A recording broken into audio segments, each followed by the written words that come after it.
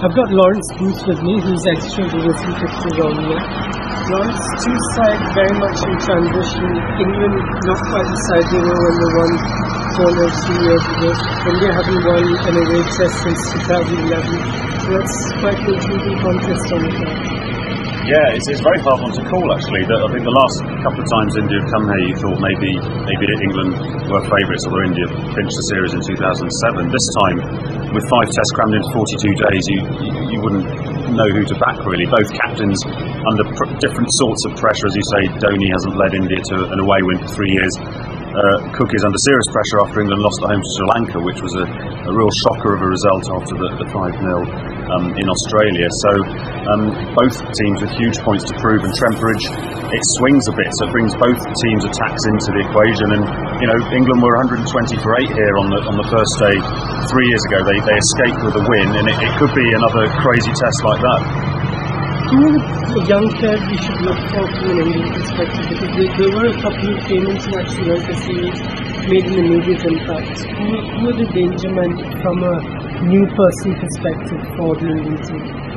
Well, I suppose one of the plus points for England was that all their batsmen seemed to be scoring hundreds. The new batsmen, Gary Ballance, Sam Robson, Moeen Ali, terrific rear guard on the last day at Headingley.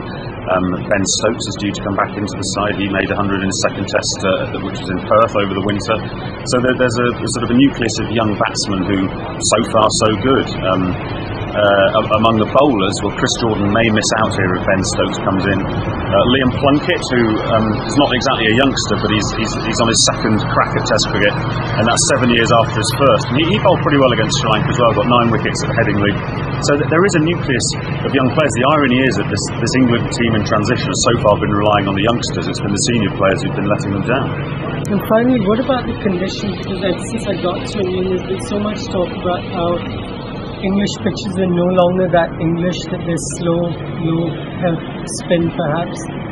How much do you read into that, or is that just a bit of gamesmanship before the series starts? No, unfortunately I think it's true. One of the joys of Test cricket is usually you go around the world and you get different conditions in different places, and that's what makes a complete batsman, doesn't it? You can score hundreds in all those conditions. Well, in England now we're seeing improved drainage systems which suck all the moisture out of the pitch, and they start drier than usual, and the groundsmen have occasionally tried to leave some grass on the pitch at the start, but that wears off very quickly, and we're left with fairly lifeless tracks. I don't think they'll spin much. I think Dhoni said earlier that there probably won't be a surface where they'll pick 2 spinners. I think he's right on that one. But what we may get Trent Bridge is swing. It usually does swing, and Broad and Anderson have good records here. But in general, we'll get slow, lifeless tracks, and I think may the best batting team win. Just finally, speaking of batting, who are the Indian batsmen that you're looking at for this series? Because obviously the legends are gone, even Sehwag's gone, so it's very much a new look Indian level. I think a lot of the series will hinge on how many runs Pujara and Kohli score at 3 and 4. I think the openers may struggle. I expect a couple of scores from Dhawan and Murali Vijay at some point, but I think England's main concern is going to be how to get rid of Pujara, who everyone calls in the heir apparent to Rahul Dravid.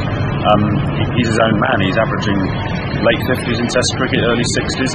Terrific player. England couldn't part him, couldn't get his wicket for about 360 runs when they went to India last time. Kohli's the superstar of world batting. I think that India will need those two to score probably 500s between them in this series if they're going to win.